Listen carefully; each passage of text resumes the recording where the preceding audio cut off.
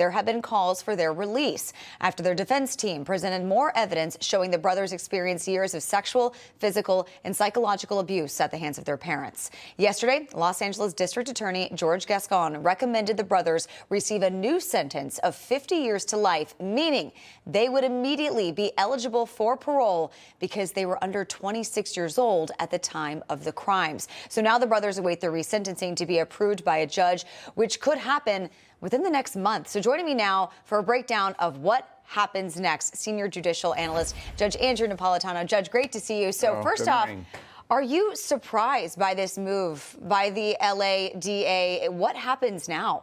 I'm not surprised by it for reasons I'll give you in a minute, but it's extremely rare. In my career, I've sentenced more than 1,000 people, maybe twice.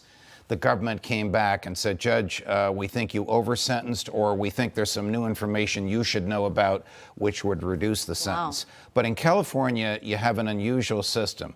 The DA runs for office. He's up for re-election in 2 weeks, and he's way down in the polls. The judges run for office. We don't even know to which judge this will be assigned. The judge who tried the case has since passed away. Is this a political decision or is it a legal decision? So that's issue number one. Issue number two is it's 2024. They were convicted 35 years ago. Yeah. So we are looking at events through a modern lens, which is very different from the way we looked at them at the time. At the time, the defense was, and here's the defense, it's raw. My father raped me. At the time, that defense was just not believable. Nobody accepted it. If your father raped you, you would have reported it to the police. Today, we know psychologically it is acceptable. Children who are raped are fearful of going to authorities for fear of consequences worse than the rape. And jurors are more likely today to view that defense differently than jurors did 35 years ago. Is it fair that they should be reviewed through the modern lens, or is it fair that they should suffer in jail through a 1995 lens, which was when these events happened? But I have to ask, does this set a dangerous precedent, for kids that are abused by their parents and then kill their parents, and then now they can be set free? I hope it doesn't set. I mean, legally it is not a precedent, but emotionally it could send a message out there. Hey, don't go to the cops, pick up a gun and shoot your parents. Please.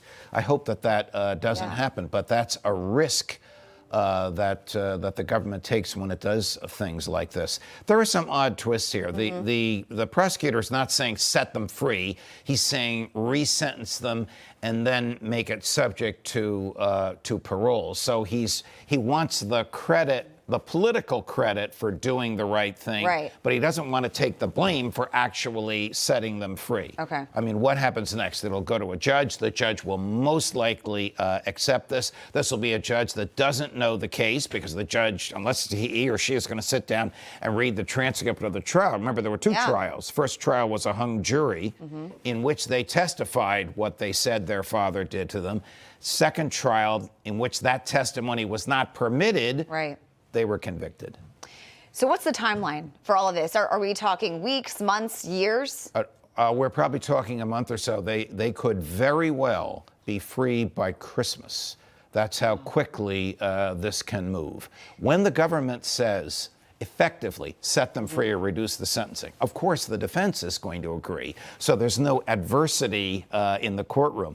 It's just the mechanics of getting it done. When is the court free? When is probation free? What jail are they in? What has their behavior been in jail? All those things have to be tabulated and presented. Yeah, and you mentioned the timeliness of this. Of course, it's 2 weeks before an election. Of course, DA Gascon is up for re-election, but also this is coming a month after Netflix released that docuseries Monsters on these brothers.